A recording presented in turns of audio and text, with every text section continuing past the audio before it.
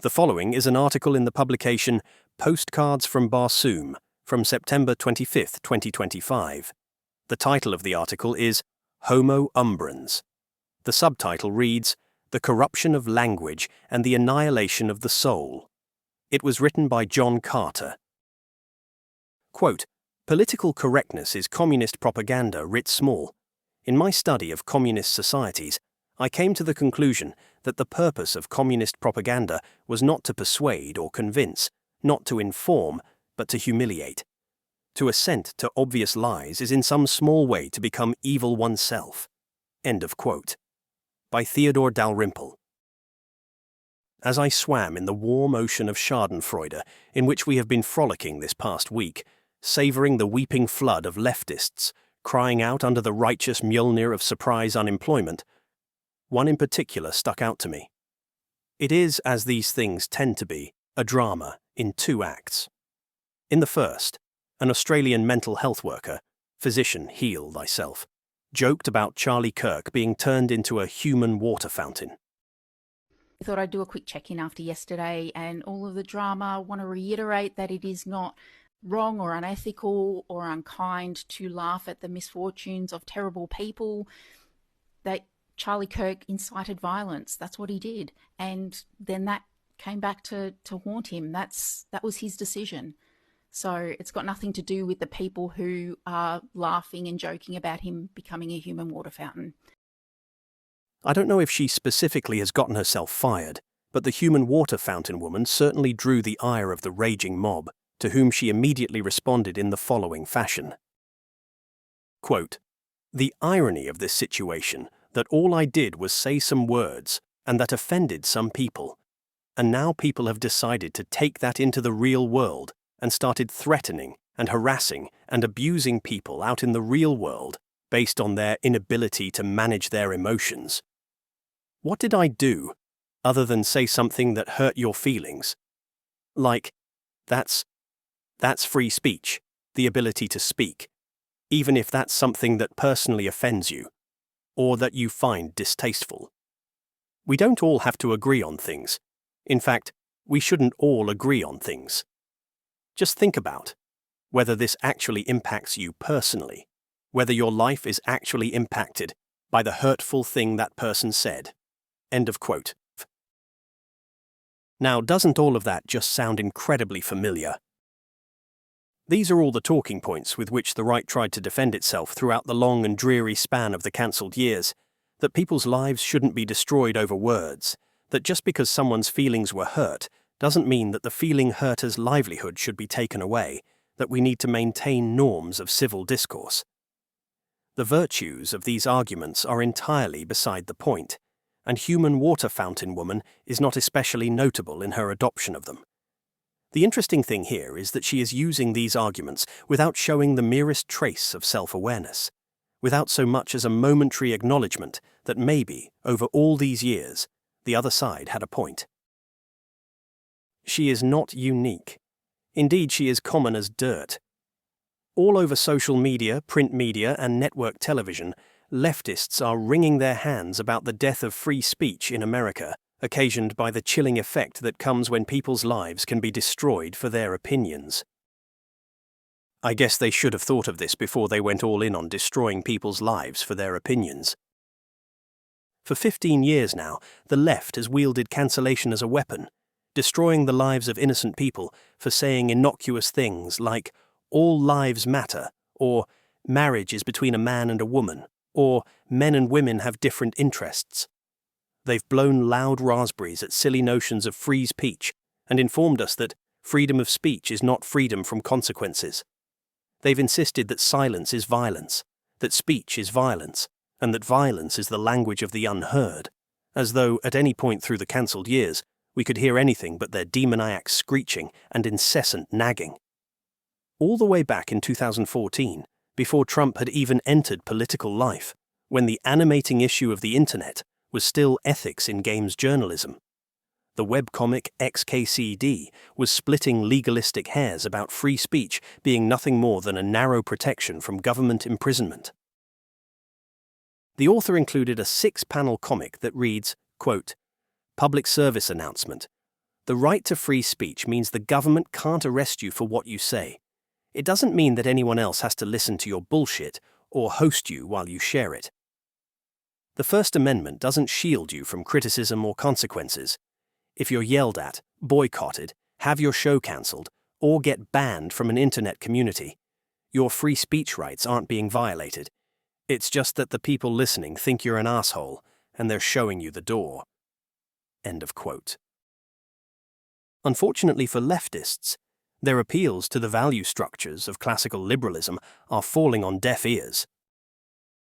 The author included a 3-panel meme using images of Anakin Skywalker at different ages to show a shift in rhetoric from 2016 to 2025. In 2016, a young Anakin says, "Free speech for everyone." In 2020, an adult Anakin says, "Imagine if the roles were reversed." In 2025, Darth Vader says, "Arrest every leftist." The right already had the debate over the question of using cancellation a year ago, when a frumpy, middle-aged Home Depot cashier got cashiered after an irate customer recorded her wishing that someone would make aiming great again. I came down firmly on the side of showing the left exactly the same degree of mercy and forbearance that they have shown us. Right-wing cancel squads probably generated more reaction pieces, both for and against, than anything else I've ever written. I collected, and responded to, as many as I could find here. Some critics said that cancelling leftists was hypocritical. Others observed that the lost moral high ground was not worth whatever sense of cheap satisfaction was gained from disrupting the life of a literal nobody. In the end, the incident was a false alarm. A single scalp of no account was collected, and the news cycle moved on. There was an election to win, and it does no one any good to look vindictive when there's a vote to get out. Moreover, the mood after Butler was jubilant.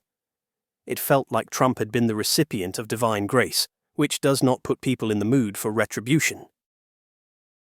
The cashiered cashier may have been a false start, but the debate laid the groundwork. The left has given us a martyr. Right-wing cancel squads are back on the menu, boys, and oh boy, are we collecting scalps. Teachers, professors, and university administrative staff, military personnel, doctors, and many others from financial services to professional sports are getting canned. Late-night, unfunnyman Jimmy Kimmel has had his show pulled off the air, which is probably the most prominent scalp that's been taken so far. The author included a 2017 tweet from Charlie Kirk that says, "Jimmy Kimmel isn't funny." Talking heads on network television are whining that it's getting out of hand, while abruptly unemployed leftists take to GoFundMe to beg for support. The purge has started, and yes, thank you, I'm feeling quite vindicated right now. Repeating myself is boring, so I'm not going to rehash the arguments in favor of turning cancellation against the left. Suffice to say, they have it coming. It's also worth pointing out that there's an important distinction to be made between getting a labourer fired because he made the OK sign and removing a medical professional who openly celebrates the death of a man for having opinions shared by half the country. Can a bloody-minded leftist doctor be trusted to give medical care to a Trump voter when he's on the record as advocating the execution of Trump voters? The doctor should certainly be allowed to say what he pleases, and he should have the same right to use a social media account as anyone else, but he probably shouldn't be allowed to practice medicine. But I don't want to rehash that. Instead, I want to focus back in on human water fountain women as an exemplar of that choir of liars suddenly singing hymns to the sacred practice of freedom of speech. People would be shocked by this self-serving mendacity if long experience had not accustomed them to it. We aren't shocked because we've seen this before, repeatedly. The left screamed about the spontaneous unguided tour of the Capitol on J6 as an insurrection and an unforgivable attack on our democracy, conveniently forgetting that the Weather Underground were bombing federal facilities, including the Capitol back in the 70s, or that the state capital of Wisconsin was occupied by protesters in 2011, or that they'd attacked the White House in 2020, to say nothing of the nationwide burning, looting, and murdering they committed in the wake of Floyd's fentanyl overdose. The curious phenomenon of leftist narrative blindness was repeatedly demonstrated during the COVID years, in which the entire professional managerial caste would switch from one narrative to its opposite, like a school of fish, confidently proclaiming on one day what they had denounced as anti-scientific misinformation just the day before. Sure enough, in the wake of Kirk's murder, with his blood still on the ground and their gleeful cries ringing in the world's ears, the left went on an immediate disinformation counter-offensive.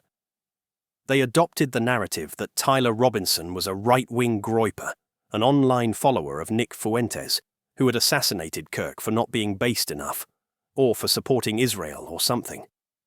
It was for lying about this that Kimmel was pulled off the air. The evidence for Robinson's right-wing sympathies were that he'd been raised in a conservative Mormon household by a police officer father, and that he'd dressed up as a Gopnik once or something.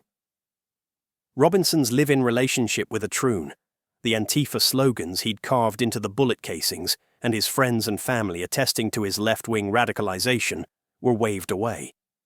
This is what abusive narcissists do. I didn't do the thing you just saw me do to you, and anyhow you deserved it. Sure enough, as I wrote this, another leftist sniper attacked an ICE facility in Dallas. Sure enough, leftists immediately began insisting that he couldn't possibly have been a leftist, this time on the grounds that the shooter inscribed anti-ICE rather than fuck ICE on his bullets. The left also tried to change the conversation to the supposed problem of right-wing violence. Professional-looking infographics flooded onto social media, pushed by Alex Noraste of the Cato Institute, Ilhan Omar, and The Economist. The author included a bar chart titled Politically Motivated Killers and Their Victims by Domestic Partisan Ideology, comparing left and right-wing murders and killers over 5-year periods. The author included 2 donut charts titled Incidents and Killings that break down extremist-linked deaths from 2013 to 2022 by ideology. The charts show right-wing extremists account for the largest share, with domestic Islamist extremists, left-wing extremists, and other making up smaller portions. The author included a stacked bar chart showing US criminal cases involving political violence by ideology over time. The infographics make it look like there's an epidemic of right-wing political violence being waged against a peaceful, tolerant, and defenseless left. This is, of course, nonsense. Every time someone dug into their data, it turned out that they were basically doing this. The author included a black and white line drawing of a man's face beside text that reads, quote, "Did you know that if you count everything right-wingers do as terrorism, and nothing left-wingers do as terrorism, then right-wingers commit more terrorism than left-wingers." End of quote. It isn't even necessary to subject the datasets to close scrutiny. Look at the Economist graphic. See that little black rectangle in 2020? The Economist would have you believe that there was practically no left-wing political violence at all in 2020, which, as everyone remembers, was a fiery but mostly peaceful year. The Economist dataset turns out to have been curated by an Antifa activist, by the way, which I suppose makes The Economist an affiliate of an international terrorist organization now. Now, you can say, they're just lying, and yes, quite a few of them know exactly what they're doing. The author included a Blue Sky post from user &dog that reads, quote, "Anyway, probably for the best if everyone asserts that he's a groyper, whether he is or not. The narrative really does matter a lot more than the truth on this one." End of quote. The author included a Blue Sky thread. The first post from user Mehitsok reads, quote, "Being able to deal with the situation objectively helps us prepare for a future when information warfare will be more complicated than spouting off platitudes. Let me flip the question. How does refusing to acknowledge the truth help you survive or retake power?" End of quote. A reply from user Delirious Quips reads, quote, "Spending the last week repeating that the killer was one of the right's own may have helped take the wind out of their sails. Regardless of whether that ends up being true, it was rhetorically useful in the interim. Now you can pivot. Nobody is going to care what your last position was.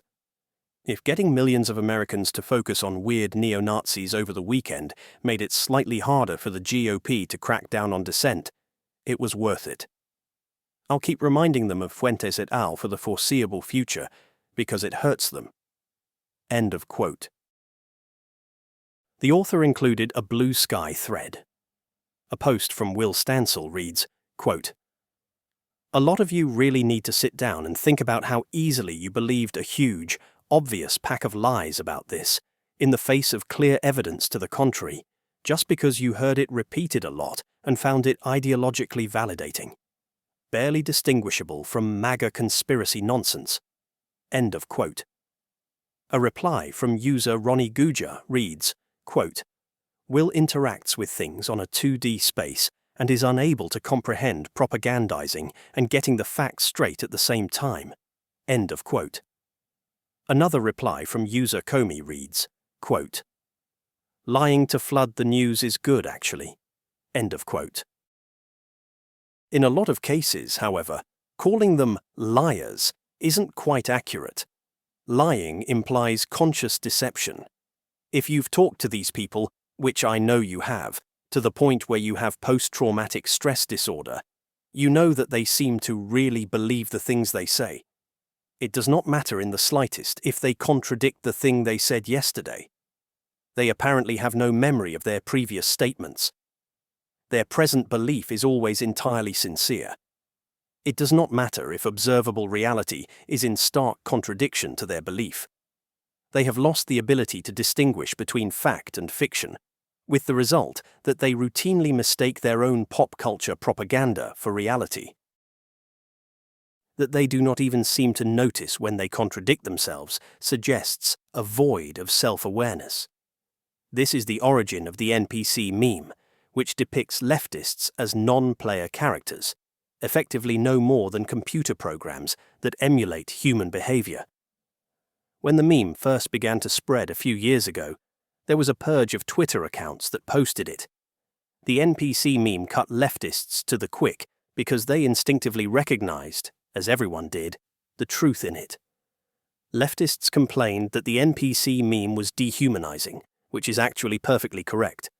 An NPC is not really human. We see evidence for this NPC absence of self-awareness everywhere. A self-aware person who had spent a decade viciously persecuting anyone who publicly contradicted leftist orthodoxy would understand that an appeal to freedom of speech, once they themselves were persecuted for their words, would garner mockery rather than sympathy. A clever Machiavellian would therefore preface their entreaties with expressions of contrition for their past behavior, however insincere. Not one of them has done this, which makes it less likely that their attempt to appeal to freedom of speech is mere calculated cynicism. It is instead as though they themselves are not aware of their own previous actions. Jonathan Haidt's research on moral foundations demonstrated that leftists are entirely lacking in theory of mind for their opponents. He found that liberals interpreted politics exclusively along a care-harm axis, whereas the richer moral framework of conservatives included dimensions of fairness, loyalty, sanctity, and authority. Since the right's moral phase space includes the left's, the right has no trouble at all in understanding the beliefs and motivations of the left. Indeed, the right understands the left better than the left does. While the left consistently and egregiously misinterprets the goals and behaviors of the right. Since the left collapses all morality down to care, harm, any disagreement is interpreted as a deliberate intention to cause harm, which of course completely misunderstands the rightist position on any number of issues. However, this almost certainly means that liberals also misrepresent themselves to themselves. They certainly understand the concepts of loyalty to the cause, sanctity of progressive ideology, the necessity of their own institutional authority, and a twisted form of fairness, which is always just Gibbsmedat. But they collapse all of this to care, harm, and so cannot even understand their own motivations, or, more accurately, they hid their motivations from themselves. In other words, not only do leftists lack theory of mind for rightists, they lack it for leftists as well.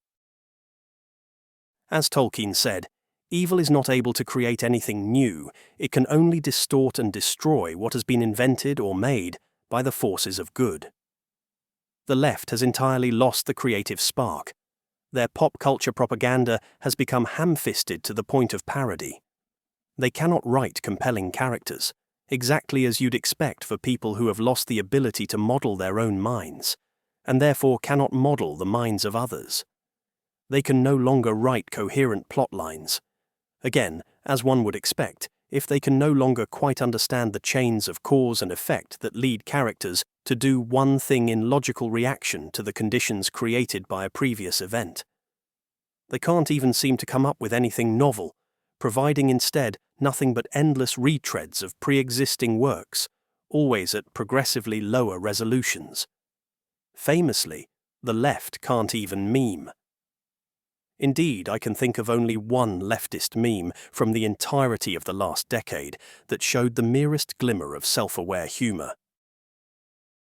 The author included a 4-panel comic showing Pepe the Frog at a guillotine being asked, "Any last words?" and saying, "So much for the tolerant left," before an executioner decapitates him. And that meme should give you pause. In his recent video essay, The Hollow Men, Morgoth analysed his reactions to watching the left-wing YouTube streamer Destiny prattle away on Piers Morgan's channel. Destiny refused to condemn the assassination of Charlie Kirk, insisting that he wouldn't speak against it until Trump first condemned right-wing political violence.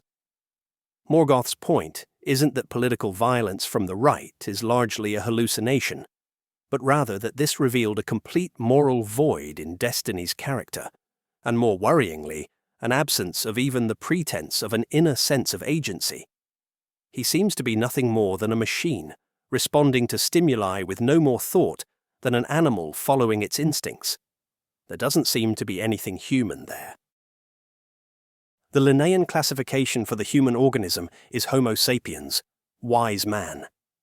Sapience is the capacity for abstract reasoning in distinction to sentience, which is merely the capacity to experience sensation.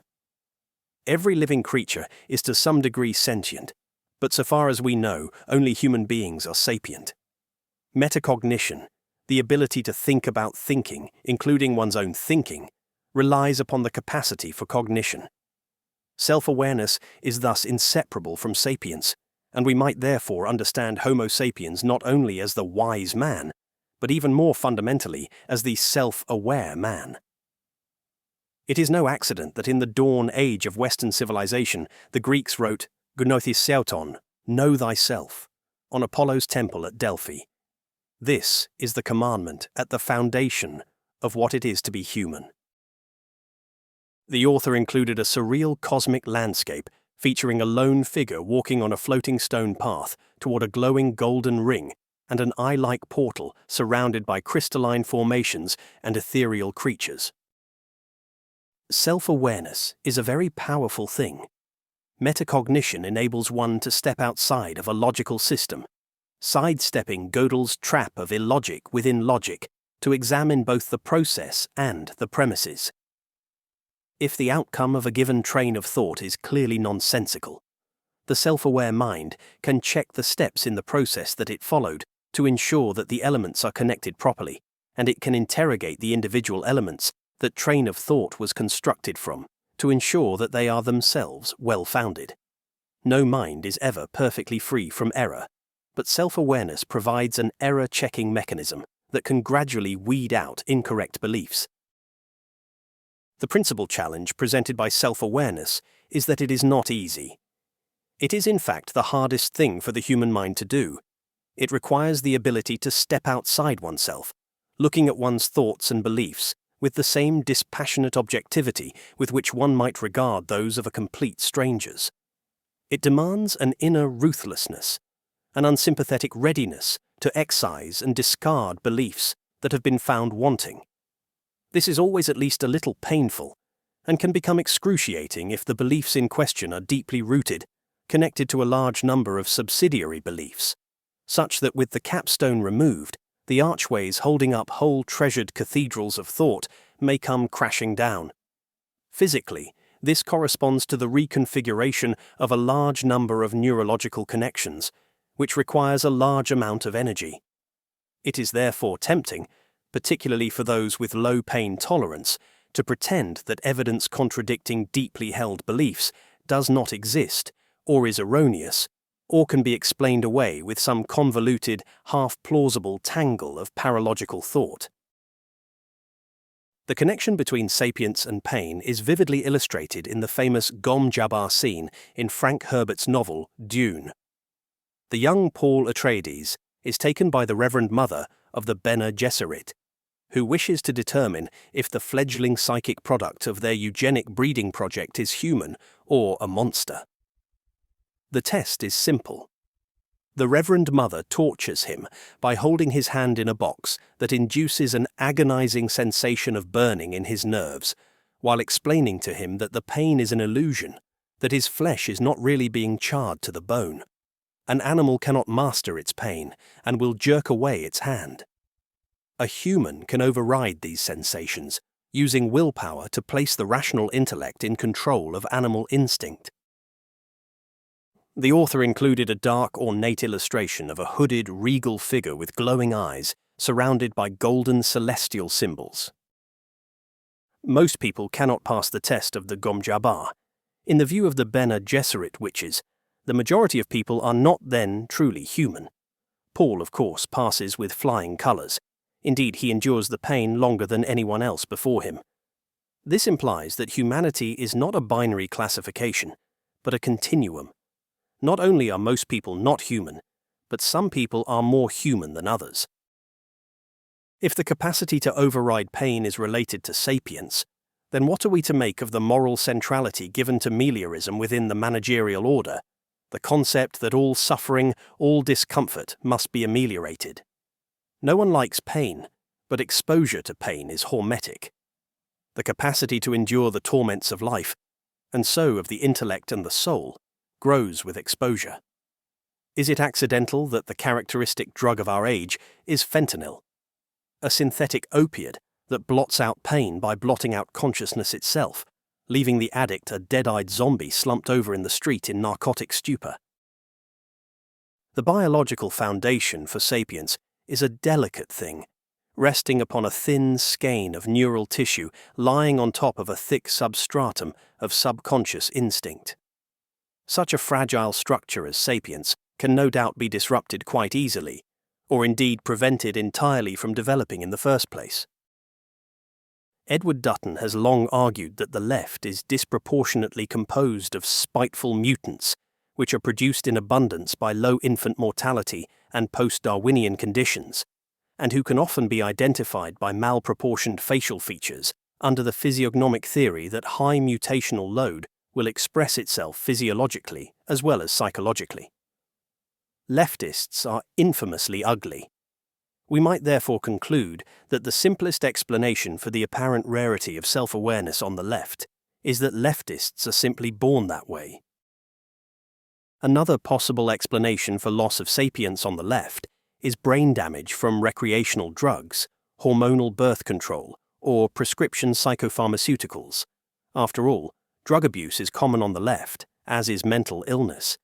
They glory in their diagnoses.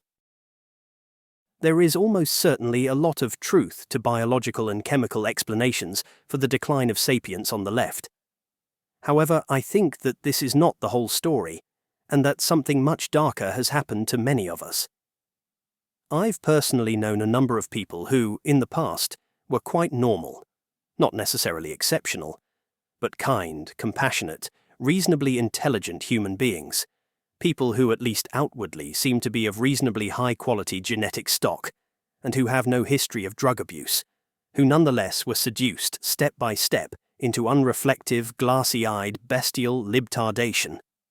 No doubt many of you can think of many people in your own personal lives matching this profile, who were lured into the swamp.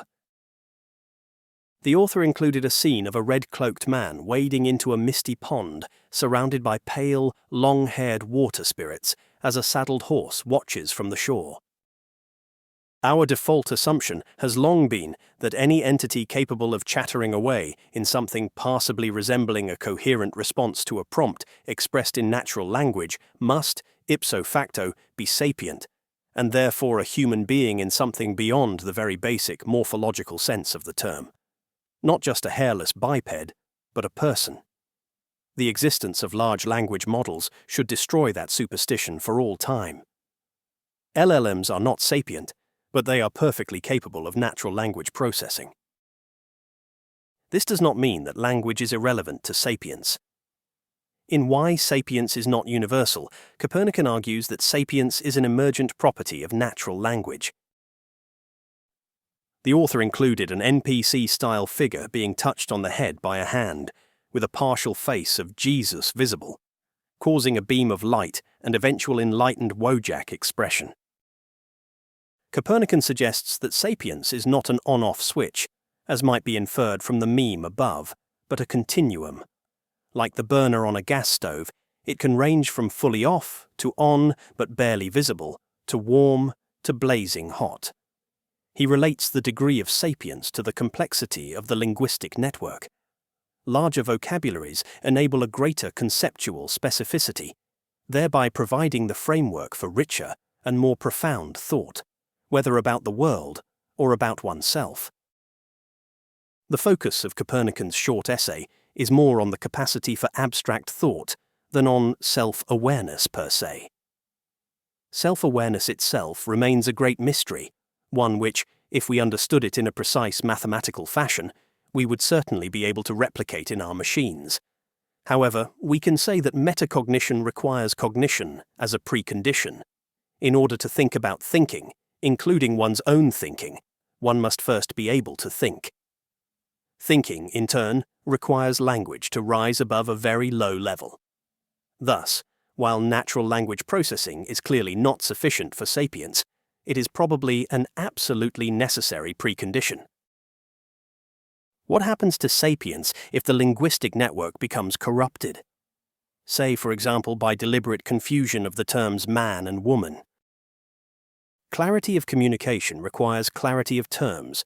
If when you say man, someone else understands woman, confusion is the only possible result when you give them directions to the ladies' room. The same must be true for the internal communication that we call thought. If, when a certain concept is activated by tapping its corresponding symbolic representation, the mind does not actually know what that representation means, it becomes impossible to think coherently about that concept. Confusion of language does not remain limited to the specific corrupted vocabulary. Linguistic networks are relational. Words are defined in terms of other words by a process of analogy or metaphor. Indeed, at a deeper level than language, metaphor is the stuff of thought. We understand one concept in terms of its similarities to adjacent concepts. Therefore, if one concept is corrupted, the corruption spreads to all related concepts. When man and woman are confused, so too are concepts such as masculine and feminine, boy and girl, the ladies' room, pregnancy, breastfeeding, sexual organs, prison for women, women's shelter, violence against women, and so on. The blot of darkness introduced by corrupting a single concept spreads its umbra over every concept that it touches. The left of today is both the perpetrator and the primary victim of the most thorough corruption of language that the world has ever seen. It is not only man and woman that have been confused, although this is the most recent duplicity and the most acute symptom of the underlying ontological rot. Corrupted language is everywhere you look. Leftists say hate when they mean love of one's own, and when they say love, they mean at best the most debased of perversions, and at worst, hatred of one's own. They say social justice to mean anti-social injustice, a process by which society is unraveled by apportioning reward and punishment without reference to individual behavior. They call speech, violence and violence, speech. They say, trust the science, when they mean believe without question, without argument, without evidence. They call infanticide choice. Democracy has come to mean rule by the diktat of unaccountable bureaucrats, while authoritarianism is used for the popular will of the majority of people. Racism is held to be the highest sin, even as race is a social construct. They say multiculturalism and mean a lowest global common denominator monoculture, mass-produced by corporate managerialism. They say diversity and mean rigidly enforced ideological uniformity. They say inclusion and mean exclusion of everyone whose inclusion is not specifically enumerated. They say equity and mean theft. They say liberalism and mean socialism or even communism. They say fascism and mean classical liberalism. They say Nazis and mean libertarians or even just basic conservatives. They say extreme far right and mean the majority of people who believe what everyone believed until 5 minutes ago. They say progress and mean decay. They say tolerance and mean forced celebration. They say marginalized and mean favored. They say oppressed and mean oppressor, and vice versa. The corruption of the left's language is so total that it is difficult to think of any words in their lexicon which retain their dictionary definitions, unless they've used their institutional power to change the dictionary. This led Marc Bisson to characterize their idiom as the black speech of Mordor, a language infused with a dark sorcery that corrupts mind and soul merely by speaking it. Bisson warns against using the black speech ourselves, for to adopt the enemy's dialect is to open our own souls to the same conceptual perversion. The left's long-standing discursive hegemony makes this difficult to avoid, as when one reflexively says liberals to refer to leftists. I'm as guilty of that as anyone. In his seminal work on the political and cultural effects of psychopathy, Political Ponerology, the Polish psychiatrist Andrzej Łobaczewski discusses linguistic corruption as a central tactic that pathocrats, the nexus of psychopaths, sociopaths, clinical narcissists, and schizoidal personality types that has come together time again under the banner of leftism to terrorize society, used to conceal their intentions from psychologically normal humans. Apparently, innocuous words take on a hidden meaning that is only understood by those in the inner circle. For example, communists will say that they act for the proletariat, which is understood by their hypnotized followers to mean on their behalf, but really means for the vanguard party. During the incubation of a pathocracy, this has the effect of drawing the well-meaning but naive into the service of the would-be pathocrats. When the pathocracy matures, the linguistic corruption has the effect of rendering the regime opaque. Its intentions cannot be understood on the basis of what it says, because the words it uses can have any number of meanings depending on context, and the regime's intentions can therefore only be inferred by, as it were, reading the tea leaves, as through a glass darkly. Orwell illustrated the consequences of linguistic confusion in 1984, for instance with the Ministry of Truth being responsible for propaganda, or the Minister of Love being responsible for torture. More insidiously, he described the deliberate contraction of mental space via newspeak, which was used to make certain thoughts literally unthinkable because the words to think them no longer existed. Once again, we see the theme of language being mutilated as a primary mechanism for obliterating consciousness. The party's primary goal wasn't anything so cheap as simple greed, but the sadistic exercise of power for its own sake, via domination of the minds of its subjects, who were made to discard the evidence of their own senses, to ignore the basic rules of logic, and to annihilate their memories. We have always been at war with Eurasia. 2 + 2 = 5. Ignorance is strength, and so on. In our own society, emotional conditioning via the education system, the manufactured consensus of the news media, the hypnotic effect of popular culture, and relentless application of social pressure has been used to attach an overpowering emotional valence to corrupted language, which makes it all but impossible for the weak of character to break free.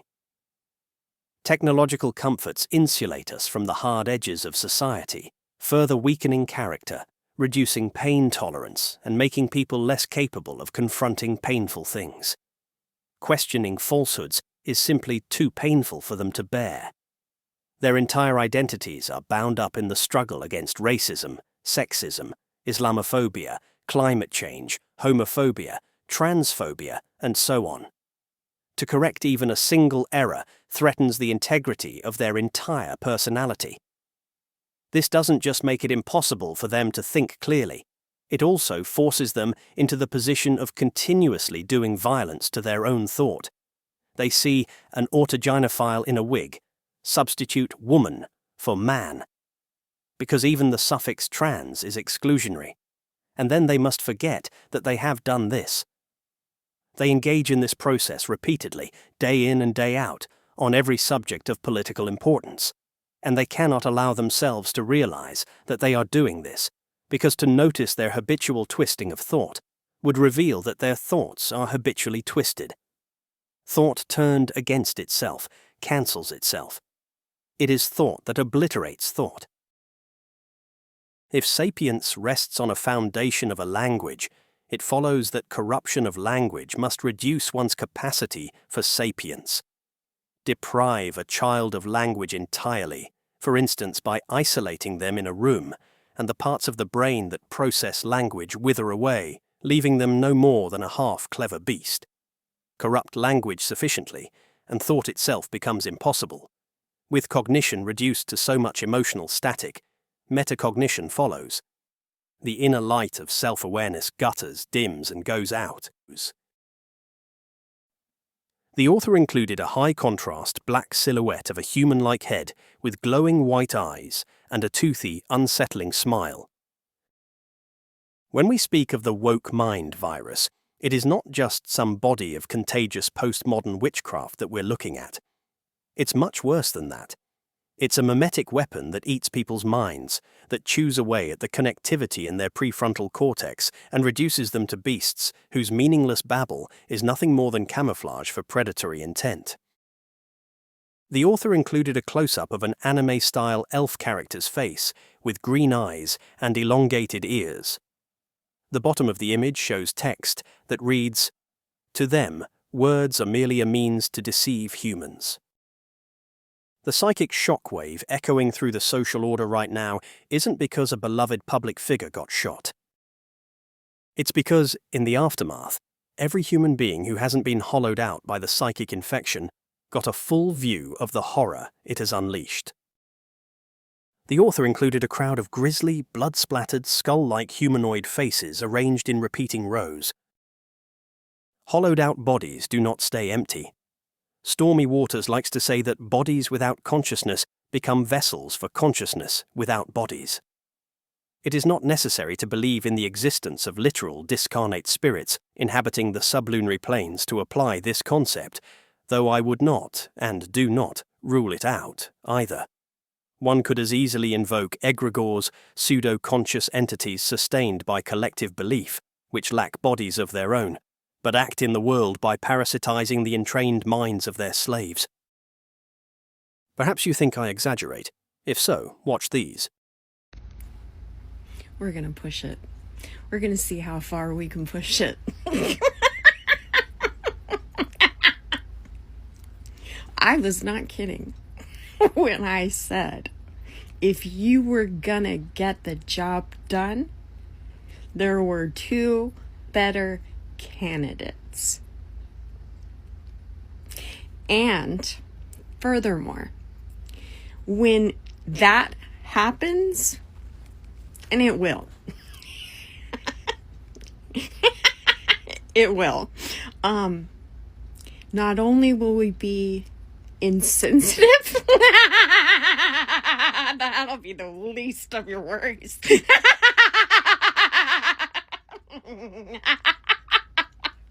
But it's gonna be the biggest fucking celebration, the biggest, most beautiful celebration on planet Earth. On planet Earth right now. The entire planet is gonna celebrate when he takes a turn. moly.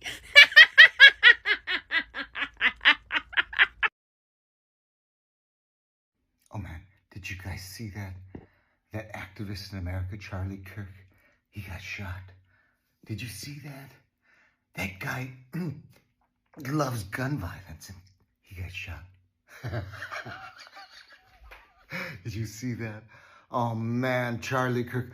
You know, to the Charlie Kirk family. Did you see all that blood that came out of his body? It was like, whoa.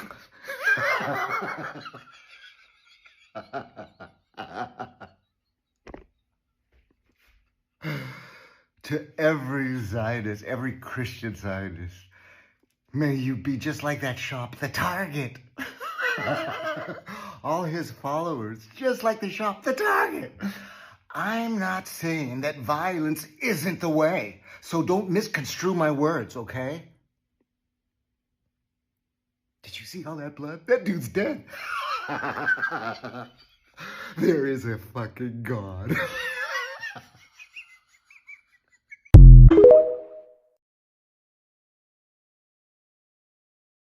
These are no longer Homo sapiens because they are no longer sapient. They are Homo umbrans, the shadow man, the man who has blotted out the inner light, the man who has embraced the lie and embedded self-deception at the very core of his being. They have made themselves into anthropoids who only mimic humanity, and the verisimilitude is less convincing with every passing day. You cannot have a conversation with Homo umbrans because words have no meaning to it. You cannot reason with Homo umbrans because it does not possess reason. You cannot convince Homo umbrans of anything using facts and logic because it does not even recognize what these categories even are. The author included a haunting black and white painting of a shadowy figure in a suit with small luminous eyes and a grotesque smile made of many teeth. As Bennett's phylactery asked, what is there to talk about?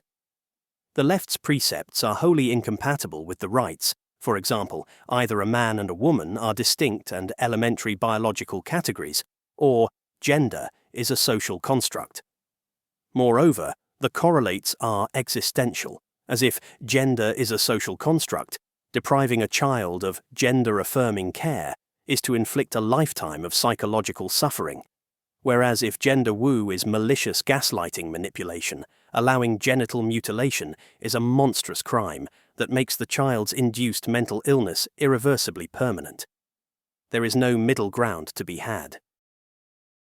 Bennett goes on to emphasize that the right's only real strategic advantage is that it is the faction of truth.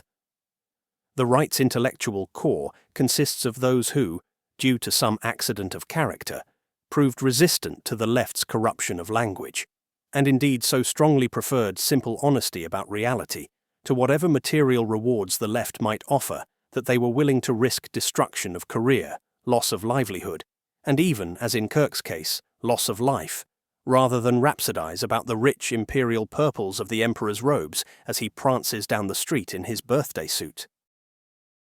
It is of central importance that the right does not lose its orientation towards truth. In the aftermath of Kirk's assassination, there has been a growing tendency towards a certain opportunistic dishonesty. You see people pretending that the right is better than the left because we champion free speech, or because we abhor violence and would never countenance it, or because we would certainly never take satisfaction in the death of an avowed enemy.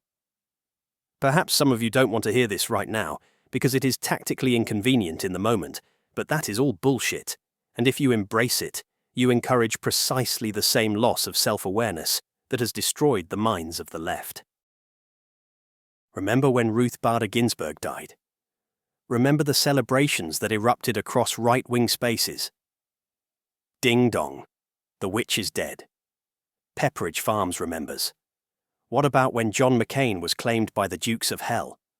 Of course they died of natural causes, but even so, I'm not saying it is morally good to enjoy the removal of an avowed enemy from the playing field, but it is a very human emotion to have. Do not pretend that you do not sometimes feel this too. When George Soros dies, or Tony Blair, or Barack Obama, or Justin Trudeau, or Emmanuel Macron, Will you weep? You know the answer to that, and I'll wager that a lot of you wouldn't be terribly disappointed if these saboteurs, traitors, and tyrants met their ends at the gallows rather than in the cancer ward. It is simply absurd to pose as though no one on the right has ever called for violence. Civil war discourse is one of the most well-trodden discursive pathways on the right. Sure, this is often presented as a warning or as a thought experiment, and it essentially never rises to the level of legally actionable threats, because people are generally canny enough to avoid the kind of specificity that draws the attention of the law. But it's simply untrue to pretend that there is no one on the right who does not fantasize about war, who does not positively yearn for it, whether because they consider it the only sure way of decisively settling the matter, or because they think that war itself is a positive good that cleanses the gene pool and refreshes the societal spirit. Our side has maniacs too, and may Wotan's burning eye look down on them with his grim blessing. Whether or not violence will really be necessary in the end, it's good to have all options on the table. Peace through strength and all that. Free speech is a knottier issue.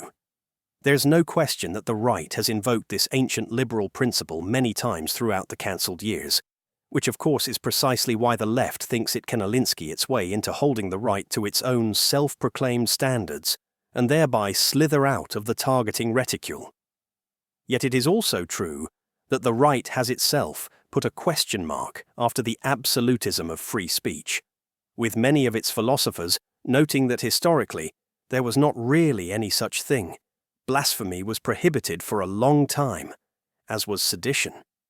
To speak openly against the king was to face the executioner's sword. To this day, libel and defamation are illegal.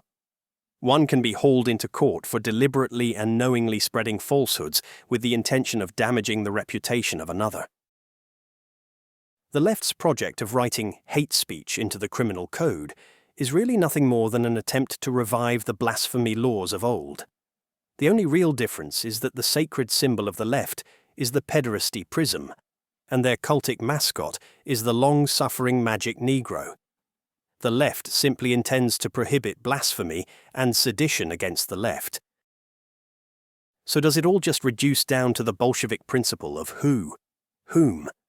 Is it just the friend-enemy distinction? Is there no objective difference at all between our glorious homeland and their barbarous waste? The author included a satirical cartoon showing two opposing shores that each praise themselves while denigrating the other. The mirrored captions, for example, "Our heroic adventurers," opposite their brutish invaders, emphasize mutual xenophobia and double standards. Not exactly. The actual situation is much closer to this. The author included a split-panel cartoon contrasting an idyllic homeland with a castle, rocket, and heroic troops on the left, and a barren alien wasteland of insectoid monsters on the right. Labels identify our glorious leader, our noble citizens, and our heroic troops on the left, and their savage hive, their unthinking hosts, and their vicious overlord on the right. The right is better than the left because it is oriented towards reality. Everything else flows from this. When the right uses violence, it is ordered, disciplined, legally sanctioned, and inflicted with the goal of preserving and protecting the social order. When the left uses violence, it is chaotic, lawless, and intended to tear down society. Right-wing violence looks like police officers patrolling the streets to protect law-abiding citizens. Left-wing violence looks like criminal psychopaths being disgorged from the prisons, while the police are ordered to ignore the criminals and tyrannize the people instead.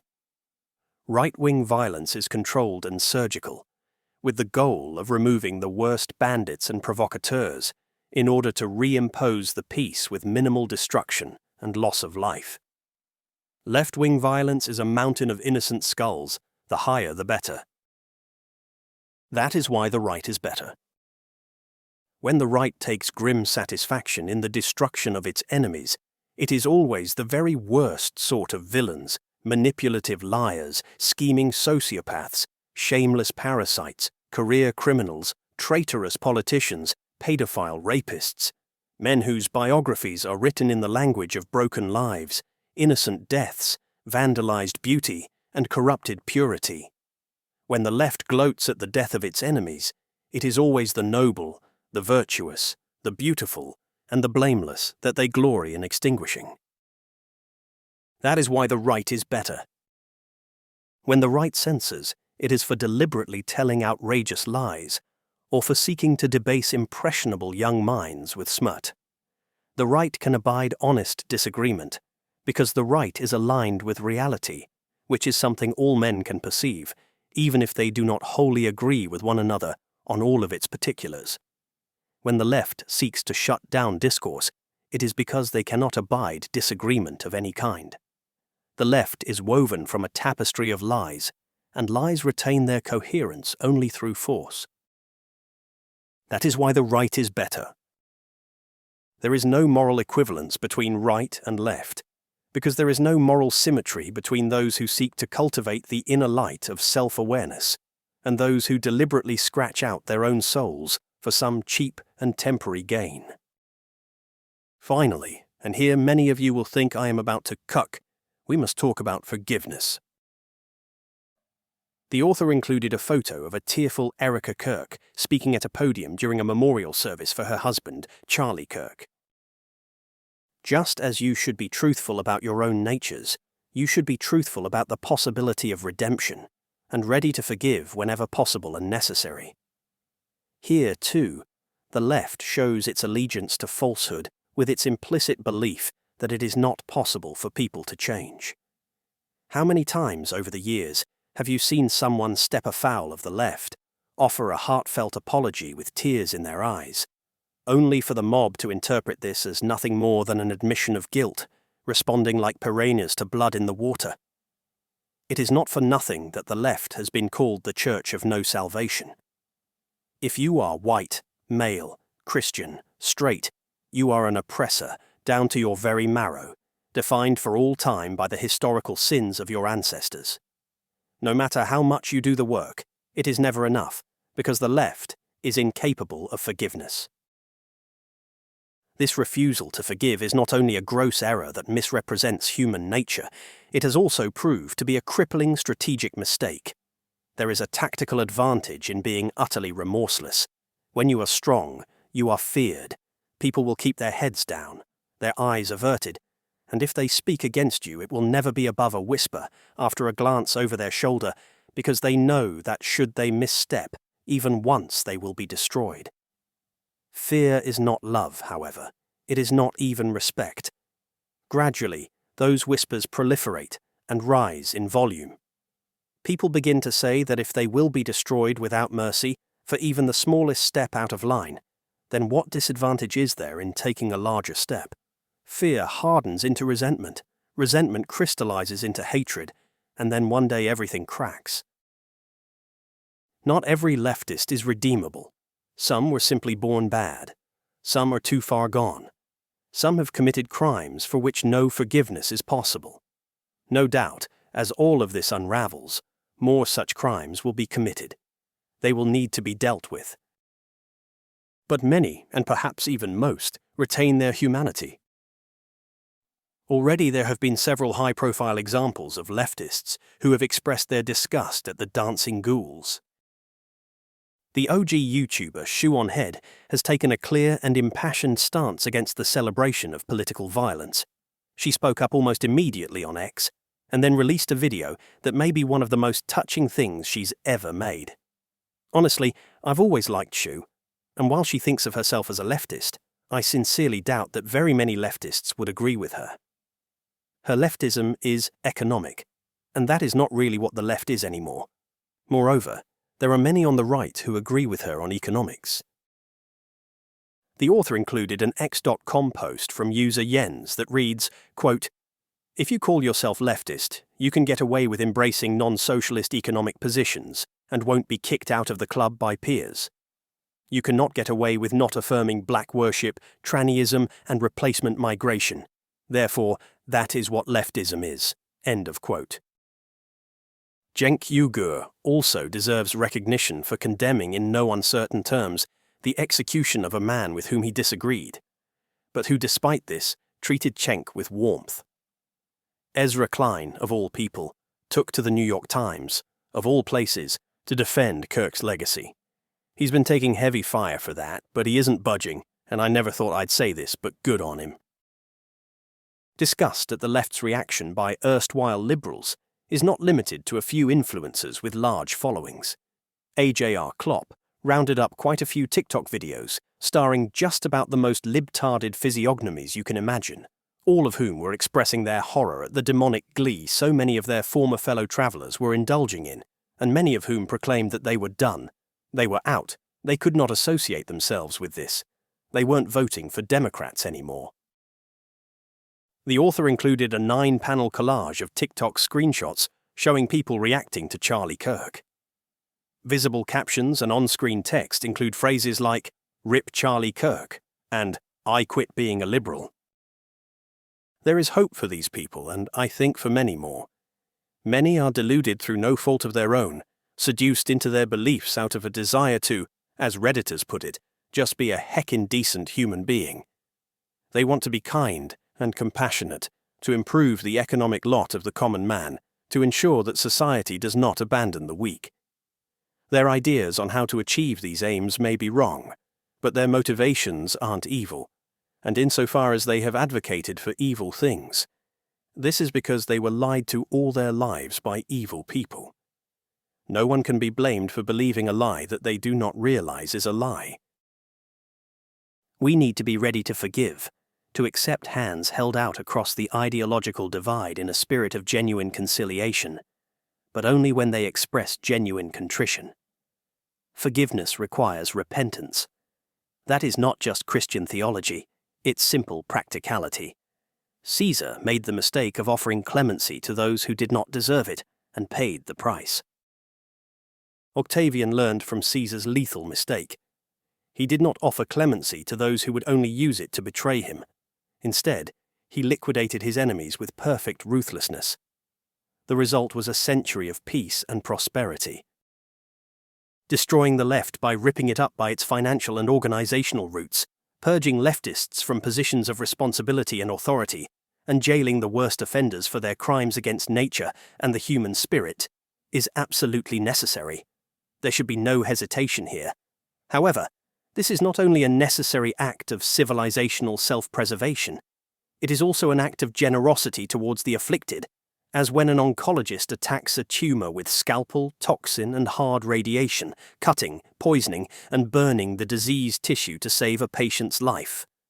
If the light of sapience can be extinguished by corrupting the language and thereby annihilating thought, the light can be turned back on with a rectification of names, by insisting on truth in the public square and exiling those who incite madness and confusion by vandalizing thought itself.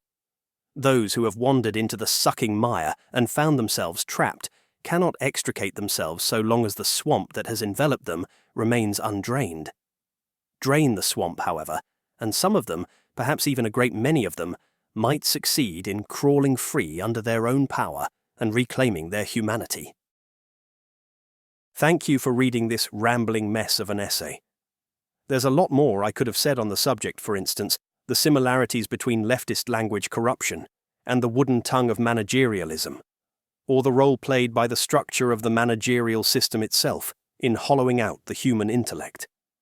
Actually, I have a piece on that very subject which I've been preparing, which I hope to have, eventually.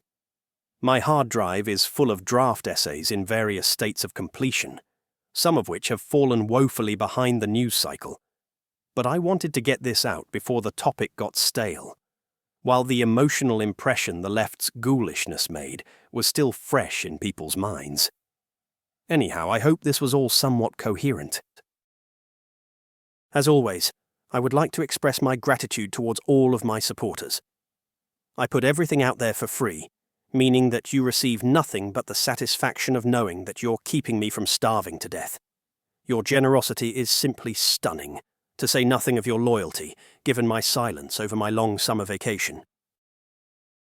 That concludes Homo Umbrans, an article from September 25, 2025, in the publication Postcards from Barsoom.